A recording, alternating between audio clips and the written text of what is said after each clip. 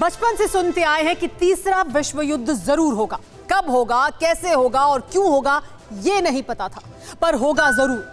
अब लग रहा है कि थर्ड वर्ल्ड वॉर का वक्त करीब आ गया है। तीसरे विश्व युद्ध का माहौल बन रहा है, बल्कि बन चुका है, क्योंकि रूस जैसा ताकतवर देश आर्मेनिया और अजरबैजान की जंग में कूद चुका है।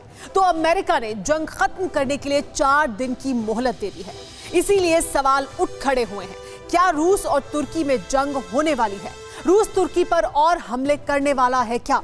क्या 4 दिन बाद अमेरिका भी इस युद्ध में कूदेगा? इससे भी बड़ा सवाल यह कि अगर दुनिया के ताकतवर देश आपस में लड़ते हैं तो इसका हम पर क्या असर हो सकता है? क्या कोरोना के बाद 2020 में दुनिया पर एक और त्रासदी आने वाली है? इन सभी सवालों का जवाब जानने के लिए महायुद्ध के वॉर जोन से ये सुपर एक्सक्लूसिव रिपोर्ट देखिए। रात भर बरसते बारूद के बाद नागोर्नो काराबाख की हर सुबह इसी तरह होती है।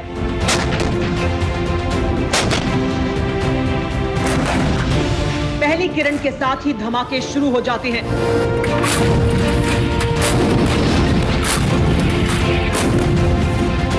सायरन की आवाज गूंजने लगती है। एक बैरल खत्म होते ही दूसरी लोड हो जाती है।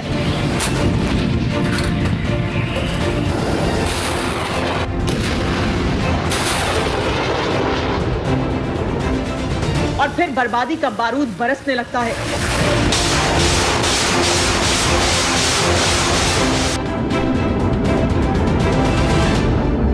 ये तस्वीरें सरहद के करीब काराबाख के मार्तूनी शहर की हैं, जो अजरबैजान के हमलों में खंडहर हो चुका है।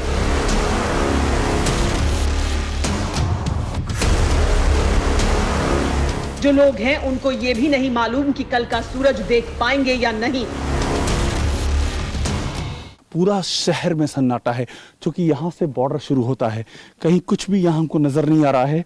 और एक सबसे अहम बात यह भी है कि हमको यहाँ रुकने नहीं दिया जा रहा है। थोड़ी देर हम खड़े हो रहे हैं, हमको कह दिया रहा है तुरंत आगे बढ़िए, क्योंकि यहाँ पर रुकना बिल्कुल भी खतरे से खाली नहीं है। अजरबैजान के ताबड़तोड़ हमलों से काराबाख का हर कोना करहा रहा है।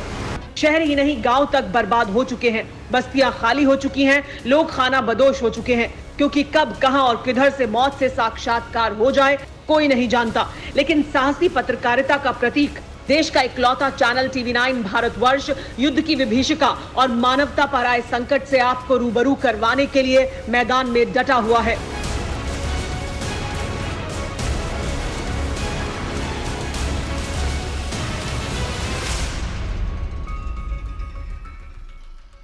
'92 में जब वॉर चल रहा था, उस वॉर में T-72 टैंक है ये, उस वॉर में इसी टैंक के जरिए सूशी को जीता गया था। नागोर्नो काराबाख की फौज ने सूशी को जीता था, और सूशी को जीतने मतलब है इस पूरे इलाके पे कब्जा कर लेना, क्योंकि सूशी टॉप पर है। और यहां से अगर आप गोलाबारी करते हैं तो पूरी इसकी राजधानी स्टेपनाकार्ड जो है वो तबाह हो सकती है। तो ये जीत बहुत महत्वपूर्ण। गांजा शहर पर हुई बमबारी के बाद अजरबैजान बुरी तरह बौखला चुका है। अजरबैजान के राष्ट्रपति ने अब आर्मेनिया के शहरों को निशाना बनाने की खुली चेतावनी दी है। अजरबैजान तुर्की और पाकिस्तान से मिले हथियारों के साथ नॉनस्टॉप बारूद बरसा रहा है।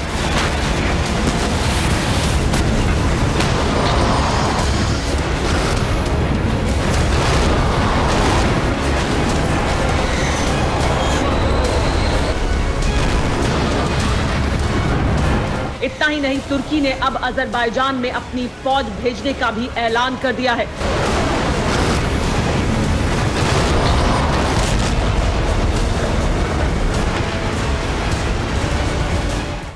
नागोर्नो काराबाख के युद्ध में अजरबैजान के साथ तुर्की पहले दिन से ही है। तुर्की के दिए हुए ड्रोन के जरिए ही अजरबैजान आर्मेनिया पर हमले कर रहा है। और अब तुर्की के उपराष्ट्रपति ने कहा है कि अगर अजरबैजान ऐसा कहता है तो तुर्की आर्मेनिया के खिलाफ युद्ध में अपनी सेना को भी उतार सकता है। तुर्की के इन्हीं तेवरों को देखते हुए रूस ने अपनी फौज आर्मेनिया के समर्थन में उतार दी है।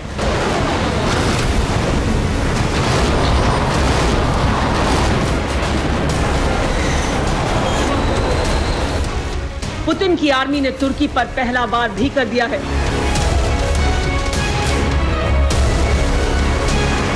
रूस ने पहली बार तुर्की के ड्रोन को मार गिराया है। 1-2 नहीं बल्कि पूरे 9। आर्मेनिया का एक मिलिट्री बेस है जिसका नाम गुयुमरी मिलिट्री बेस है। तुर्की के ड्रोन इसी मिलिट्री बेस के ऊपर मंडरा रहे थे, जिसके बाद रूस ने कारासूखा फोर्स सिस्टम से एक-एक कर तुर्की के 9 ड्रोन मार गिराए।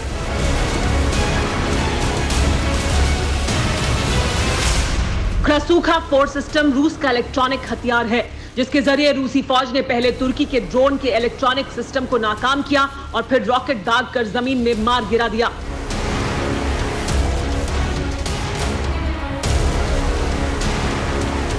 ये पहला मौका है जब रूस ने काराबाख की जंग में शामिल तुर्की के ड्रोन को निशाना बनाया है। आखिर रूस को क्यों मैदान में उतरना पड़ा? क्यों रूस ने तुर्की के 9 ड्रोन तबाह कर दिए? इसे भी समझना जरूरी है।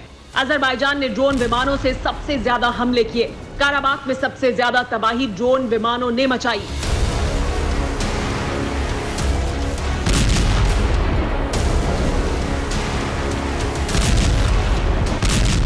आर्मेनिया ड्रोन हमलों के लिए तैयार नहीं था, इसीलिए अजरबैजान लगातार ड्रोन हमलों से आर्मेनिया के टैंकों को तबाह करता रहा।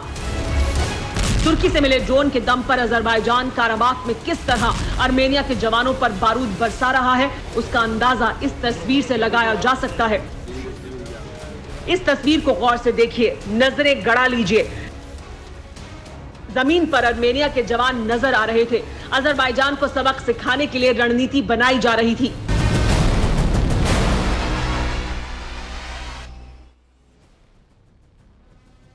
किसी को इस बात का रत्ती भर भी एहसास नहीं था कि तुर्की के ड्रोन की शक्ल में मौत सिर के ऊपर मंडरा रही है। थोड़ी देर के बाद जोरदार हमला होता है। जब तक धुआं छटता, आर्मेनिया के कई जवानों की सांसें थम चुकी होती थीं।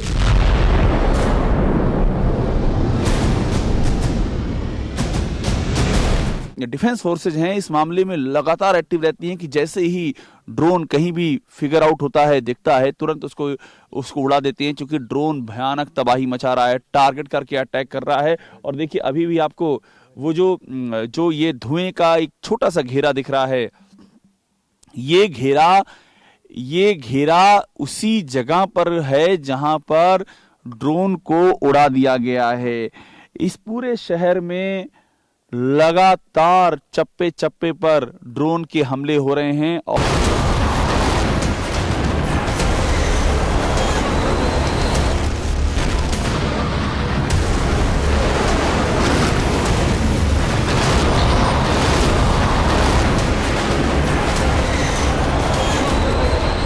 'मध्य एशिया के 2 मुल्कों में छिड़ी जंग को 4 हफ्ते होने वाले हैं।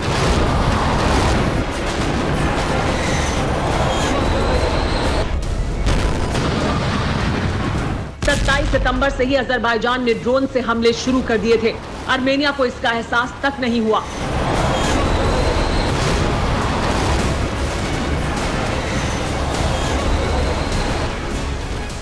और इसीलिए शुरुआत में आर्मेनिया के सैकड़ों सैनिक मारे गए।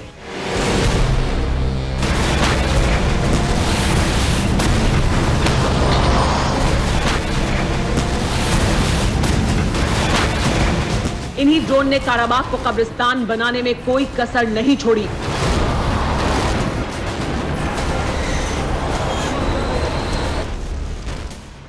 अजरबैजान तुर्की के बायरक्तार TB2 ड्रोन का इस्तेमाल कर रहा है। इस ड्रोन को तुर्की की बाइकर नाम की एक कंपनी ने बनाया था। इस ड्रोन का इस्तेमाल लीबिया में ISIS आतंकी भी कर चुके हैं।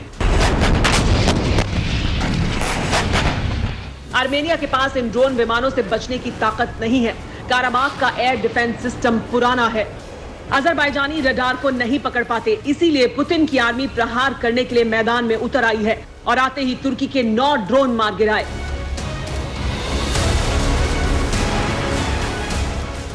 जाहिर है पुतिन के टारगेट पर अब तुर्की है। वहीं अर्दोआन के तेवर अब भी ढीले नहीं हुए हैं। ऐसे में अगर तुर्की पलटवार करता है तो अंकारा से लेकर इस्तांबुल तक का इतिहास और भूगोल बदलना तय है।